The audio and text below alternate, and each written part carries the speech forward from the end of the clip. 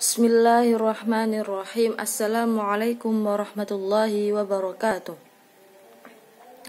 Di sini saya akan menjelaskan kurikulum berbasis kompetensi atau kurikulum 2004. Sebelumnya, apa sih kurikulum berbasis kompetensi atau kurikulum 2004 itu? Menurut Diknas tahun 2002 merupakan seperangkat rencana dan pengaturan tentang kompetensi dari hasil belajar yang harus dicapai siswa, penilaian kegiatan belajar dan pemberdayaan sumber daya pendidikan dan mengembangkan sekolah. KBK sendiri itu atau kurikulum berbasis kompetensi untuk memberikan keahlian dan keterampilan dan juga untuk meningkatkan daya saing di tengah perubahan zaman. Selanjutnya ada 6 aspek kompetensi. Di situ ada 6. Yang pertama pengetahuan, yang kedua pemahaman, kemudian yang ketiga keterampilan, yang keempat sikap, yang kelima nilai, dan yang keenam adalah minat. Kemudian kelebihan kurikulum berbasis kompetensi atau kurikulum 2004 ini, yang pertama untuk mengembangkan kompetensi siswa. Jadi siswa itu perlu adanya perkembangan melalui kompetensi. Kemudian pembelajaran berpusat pada siswa. Dalam sistem pembelajaran tersebut ini hanya berpusat pada siswa, menonjol pada siswa. Kemudian guru diberi kewenangan untuk menyusun silabus. Selanjutnya, laporan hasil belajar itu mencakup semua aspek. Kemudian, penilaian berfokus pada proses. Jadi, dalam sistem penilaian ini itu dilihat dari segi prosesnya. Proses dalam sistem pembelajaran pada anak tersebut. Selanjutnya, berdasarkan prinsip pengembangannya, yang pertama itu adanya peningkatan keimanan, budi pekerti luhur, dan penghayatan nilai-nilai budaya. Di dalam KBK 2004 ini mempunyai prinsip pengembangan untuk meningkatkan keimanan, budi pekerti luhur, dan penghayatan nilai-nilai budaya. Kemudian yang kedua adalah pengembangan kecakapan hidup. Yang ketiga adanya pilar pendidikan, dan yang keempat komprehensif dan berkesinambungan. Kemudian yang kelima, diversifikasi kurikulum. Kemudian yang keenam, belajar sepanjang hayat. Yang ketujuh, keseimbangan etika, logika, estetika, dan kinestetika. Jadi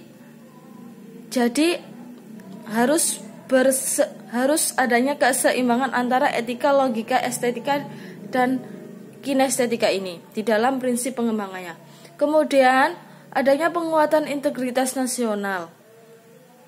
Dan yang terakhir, perkembangan pengetahuan dan teknologi informasi.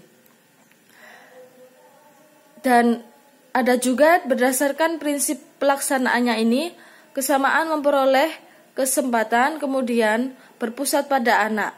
Jadi, dalam prinsip pelaksanaannya ini hanya berpusat pada anak. Kemudian pendekatan menyeluruh atau dan kemitraan. Kemudian sekolah yang melaksanakan kurikulum berbasis kompetensi ini KBK 2004 untuk kelas 1 dan 2 alokasi waktunya itu total 27 jam per minggu. Kemudian 1 jam pelajaran itu tatap muka dilaksanakan selama 35 menit. Yang ketiga, pendekatan tematik. Pemilihan tema-tema dilakukan bervariasi. Kemudian sekolah dapat mengenalkan teknologi informasi dan komunikasi. Untuk kelas 1 dan 2 ini 1 jamnya itu hanya dilaksanakan selama 35 menit. Selanjutnya yang terakhir untuk kelas 3, 4, 5, dan 6. Yang pertama, alokasi waktu total adalah 31 jam pelajaran. Kemudian, 1 jam pelajaran tatap muka dilaksanakan sebanyak 40 menit. Ini untuk kelas 3, 4, 5, dan 6. Beda dengan tadi kelas 1 dan 2 hanya 35 menit. Jadi ada penambahan waktu untuk kelas 3, 4, 5, dan 6 ini sebanyak 5 menit. Kemudian yang ketiga, minggu efektif dalam 1 tahun adalah 34 minggu. Yang keempat, sekolah dapat mengalokasikan waktu untuk kegiatan seperti ada kunjungan perpustakaan, bakti sosial, olahraga, dan sejenisnya. Yang kelima, sekolah dapat menambahkan mata pelajaran bahasa Inggris pada kelas 4. Jadi, untuk penambahan mata pelajaran bahasa Inggris ini dimulai pada kelas 4. Kelas 1, 2, dan 3 ini belum ada mata pelajaran bahasa Inggris. Kemudian, yang terakhir, sekolah dapat mengenalkan teknologi informasi dan komunikasi sama dengan kayak tadi pada kelas 1 dan 2. Lah, di dalam KBK 2004 ini ada metode pembelajaran.